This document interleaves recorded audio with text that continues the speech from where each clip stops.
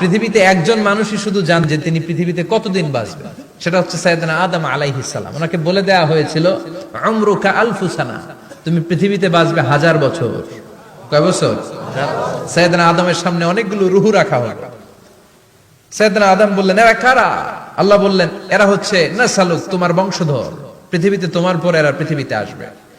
সাইয়েদনা আদম বললেন, আল্লাহ ওই যে একটা রূহ দেখা যায়, এটার নাম কি? আল্লাহ বললেন, হাদা ইবনুকা দাউদ, এটা তোমার ছেলে দাউদ, সে দুনিয়াতে নবী হয়ে আসবে, তার ছেলে সুলাইমান নবী হয়ে আসবে। সাইয়েদনা আদম বললেন, মাবুদ, আমার ছেলে দাউদের কত বছর হায়াত আপনি দিয়েছেন? আল্লাহ বললেন, 40 সানা, মাত্র 40 বছর, 4 ইয়ার্স, 40 বছর তোমার ছেলেটা বাঁচবে। ও আল্লাহ, আমি বাঁচবো কয় বছর? তুমি বাঁচবা 1000 বছর। সুবহানাল্লাহ। সাইয়েদনা আদম বললেন, মাবুদ, এত ফুটফুটে সুন্দর আমার ছেলে দাউদ, মাত্র 40 বছর দিলেন কেন? জিদ মিন উমরিহি, বাড়ায়া দেন। কি করেন? সুপারিশ করতেছে পোলার লাইগা কে? বাবা। আল্লাহ আপনি বাড়ায়া দেন। আল্লাহকে বাড়ানো যাবে না, লেখা হয়ে গেছে, রুফিআতিল আকলাম ওয়া জাফফাতিস সুহুফ, কলম তুলে নেওয়া হয়েছে আর কালি শুকায় গেছে, আর কিছু করা যাবে? সাইয়েদনা আদম বললেন, মাবুদ, আমার 1000 বছর কেন দিলেন? আমার এই সুন্দর ফুটফুটে ছেলেটারে মাত্র শুধুমাত্র 40 বছর কেন দিলেন? ও মাবুদ, আমার 1000 বছরের দরকার নাই, আমার 1000 বছর থেকে 60 বছর আমি আমার ছেলেরে দিয়ে দিলাম। দাউদ আলাইহিস সালাম বাঁচবে 40 বছর, তো বাপ আদম যদি আরো 60 দেয়, 40 আর 60 মিলে কত হয়? 100। ভালো হিসাব বোঝেন, 100। আর আদম আলাইহিস সালাম পেয়েছিলেন 1000 বছর, 60 কমে গেলে রইল কত? 940 বছর পৃথিবীতে থাকার পরে মালাকুল মাউত চলে এসেছে, কারণ এটা on time. The death will come on time, it never late, কখনো দেরি হয় না। আল্লাহ বললেন, লিকুল্লি উম্মাতিন আজালুন ফাইদা জাআ আজালুহুম লা ইস্তাখিরুনা সাআতান ওয়া লা ইস্তাকদিমুন। মৃত্যুর একটা নির্ধারিত সময় আমি বেঁধে দিয়েছি, অন টাইম, অন টাইমেই চলে আসে, 1 সেকেন্ড আগেও আসবে না, 1 সেকেন্ড পরেও আসবে না। 940 বছর বয়সে মালাকুল মাউত এসে হাজির, এসে বলল, জিইতু আন আকবাদা রূহাক, রূহ কবজ করতে আসছি। আদম আলাইহিস সালাম বললেন, রূহ কবজ করতে আসছো মানে? আমি বাঁচবো তো 1000 বছর। কয় বছর? মালাকুল মাউত বললেন, না না, ওই যে আগের কথা স্মরণ করেন, আপনি 60 বছর দিয়া দিছিলেন। কয় না, আমি দেই নাই, আমি আরো বাঁচুম, আরো 60 বছর পাওনা আছি, আমি দেই নাই।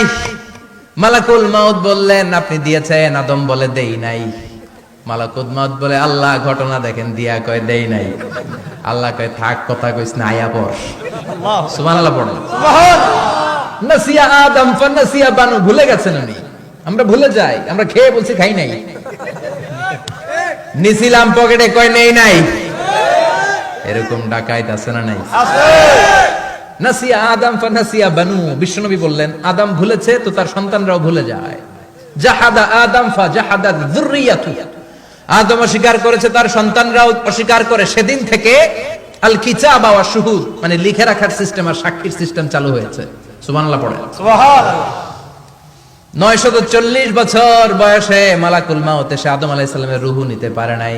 উনি 1000 বছর যখন হয়েছে তখন এসে সাইয়েদনা আদম আলাইহিস সালামের রূহ কবজ করেছে।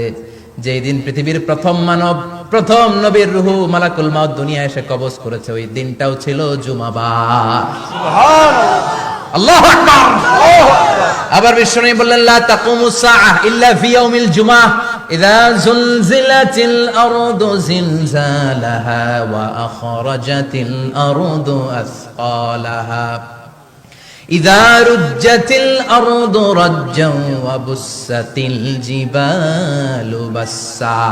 কিয়ামতের দিন পৃথিবীটাকে একটা প্রকম্পন দিয়ে কাঁপিয়ে দিবে কে? আল্লাহ। মারাত্মক একটা ঝাঁকুনি দিবে আল্লাহ, পুরো পৃথিবীটা কেঁপে ভেঙে চুরে খান খান হয়ে যাবে। এই ঝাঁকুনি আর আর্থকোয়েক, ভূমিকম্প এর ঘটনাটা যেদিন ঘটবে ওই দিনটাও হচ্ছে জুমার দিন।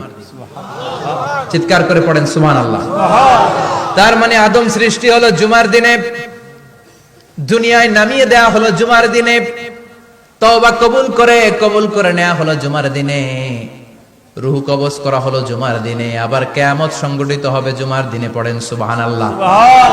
আবার বিশ্বনবী বললেন, আর রমাদান ইলা রমাদান, এক রমজান থেকে আরেক রমজানের মাঝখানে যত গুনাহ হয় মাফ করে কে? আল্লাহ। তারপরে বিশ্বনবী বললেন আল উমরাতু ইলাল উমরাহ, কেউ যদি একবার উমরা করে পরে আবার করলে 2 উমরার মাঝখানে গুনাহগুলো মাফ করে দেয় কে? আল্লাহ। আবার বিশ্বনবী বললেন আল জুমআতু ইলাল জুমআ কাফফারাতুন লিমা বাইনাহুমা, এক জুমার পর থেকে সামনের জুমা আসা পর্যন্ত যে সগীরা গুনাহগুলো হয় সবগুলো সগীরা গুনাহ মাফ করে দেয় কে? রজব শাবানে বরকতে দাও, রমজান মাসে গুনাহ ঝড়াও, সপ্তাহ জুড়ে তুমি বরকতে দাও, জুমার দিনেতে গুনাহ ঝড়াও, রজব শাবানে বরকতে দাও, রমজান মাসে গুনাহ ঝড়াও। ঠিক কি না? তার মানে জুমার দিন গুনাহ মাফের দিন। সারা সপ্তাহে ভুল ত্রুটি অন্যায় যা করলাম জুমার নামাজের বদৌলতে সব গুনাহ মাফ করে দেয় কে? আল্লাহ। এই দামি দিনটাকে আল্লাহ ইহুদিদের দিতে চেয়েছিলেন, পায় নাই। আলহামদুলিল্লাহ কবেন না? আলহামদুলিল্লাহ। ইখতিলাফু, তারা ইখতিলাফ করে হারাইছে এটা। এই দামি দিনটা রব্বুল আলামিন নাসারাদেরকে দিতে চেয়েছিলেন, ফাখতালাফু, ওরাও ইখতিলাফ করে হারাইছে। এজন্য ইখতিলাফ ভালো জিনিস না খারাপ জিনিস? মারামারি ভালো জিনিস না খারাপ জিনিস? আর ঐক্য করা ভালো জিনিস না খারাপ জিনিস? ঐক্য করতে রাজি আছেন? ইহুদিদেরকে আল্লাহ দিতে চাইলেন, ইখতিলাফ করে হারাইছে।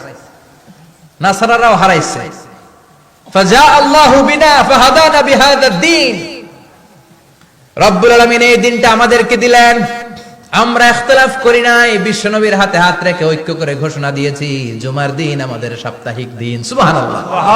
বিশ্বনবী বলেন ফাগাদান লিল ইয়াহুদ, সাপ্তাহিক আনন্দের দিন ইহুদিদের জন্য হচ্ছে শনিবার, ইয়ামুস সাবত, ও বাদা গাদ লিন নাসারা, আর খ্রিস্টানদের জন্য হচ্ছে রবিবার, আর আমাদের জন্য হচ্ছে শুক্রবার। চিল্লায় পড়েন আল্লাহু আকবার। তার মানে জুমার দিন, জুমাবারের মর্যাদা বেশি না কম? চিল্লায় বলেন বেশি না কম? জুমার দিন সকালবেলা ফজরের নামাজের পর থেকে ফেরেশতারা যতগুলো মসজিদে জুমা অনুষ্ঠিত হয় ওই মসজিদে ঢোকার প্রতিটা দরজার মধ্যে দাঁড়িয়ে থাকে। কারা কারা আগে আগে জুমার নামাজ পড়ার জন্য মসজিদে যায়, প্রত্যেকের নামগুলো একটা জান্নাতের রেজিস্ট্রি খাতার মধ্যে তুলে নেয়। সুবহানাল্লাহ। এই নামগুলো স্পেশালি আল্লাহর কাছে পাঠানোর জন্য। সুবহানাল্লাহ কইবেন না? সুবহানাল্লাহ। ডানে বায়ে সামনে পেছনে যতগুলো দরজা, প্রতিটা দরজায় ফেরেশতারা বসে থাকে। কে আগে আসলো নাম তুলে দেয়। তুলতে তুলতে তুলতে তুলতে খতিব সাহেব যখন খুতবা দেওয়ার জন্য মিম্বারে যেয়ে বসে যায়, ফেরেশতারা তাদের খাতা বন্ধ করে তারাও খতিব সাহেবের সামনে জুমার খুতবা শোনার জন্য বসে যায়। পড়েন সুবহানাল্লাহ। প্রথম জুমার দিন জুমার মসজিদে যে ঢুকবে, বিশ্বনবী বললেন আল্লাহর রাস্তায় একটা উট কুরবানি দিলে যেই সওয়াব, এই সওয়াব আল্লাহ আমলনামায় দিয়ে দেয়। দ্বিতীয় পর্যায়ে যে ঢুকে, বিশ্বনবী বললেন বাকারা, গরু কুরবানির সওয়াব পায়।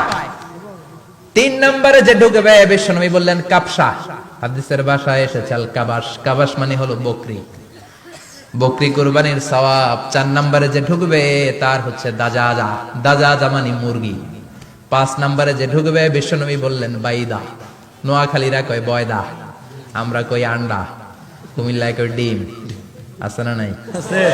এক দেশের কত ভাষা, এক দেশের গালি আরেক দেশের বুলি। আমরা বলি ছেলে, কুষ্টিয়ায় বলে পুত্র, আরেক জায়গায় গেলে বলে হুত, আরেক জায়গায় গেলে বলে ফোয়া। আছে না নাই? আছে। এক এলাকায় বলে বেটা ছেলে, ছেলেদেরকে বেটা ছেলে, মরদ হওয়া, মরদ হওয়া হচ্ছে না, মরদ হওয়া হবে। আহা, কি ভাষার বৈশিষ্ট্য। তো যেটাতে আমরা বলি ডিম, কোথাও বলে আন্ডা, কোথাও বলে বয়দা। তো এই বয়দা আল্লাহর রাস্তায় দান করে দিলে যেই সওয়াব, পঞ্চম ব্যক্তি ওই সওয়াব পাবে। এই 5 জনের পরে আর লেখালেখি নাই, বাকিদেরটা নরমাল এন্ট্রি করে সব ফেরেশতারা খুতবা শোনার জন্য বসে যায়। সুবহানাল্লাহ। সুবহানাল্লাহ। তো জুমার দিনে আগে আগে যাবেন তো ইনশাআল্লাহ? সবাই রাজি আছেন? ইনশাআল্লাহ। চিৎকার করে পড়েন ইনশাআল্লাহ। ইনশাআল্লাহ। আলহামদুলিল্লাহ, আমরা এই জুমার দিনটাকে রাষ্ট্রীয় ছুটির দিন হিসেবে পেয়েছি, পাইছি না? 1984 সালে হুসাইন মোহাম্মদ এরশাদ সাহেব এই ভালো কাজ করছিলেন। উনি সব করছে জীবনে, স্বৈরাচারীও করছে, ভালো কাজও করছে। ঠিক। তো খারাপটা আর আমরা না বলি, যেটা ভালো এটাই বলি। ঠিক। উনার কারণে আজ অবধি এই 84 থেকে আজ 34 বছর বাংলাদেশের রাষ্ট্রীয়ভাবে সাপ্তাহিক ছুটির দিন কোনটা? আলহামদুলিল্লাহ কইবেন না?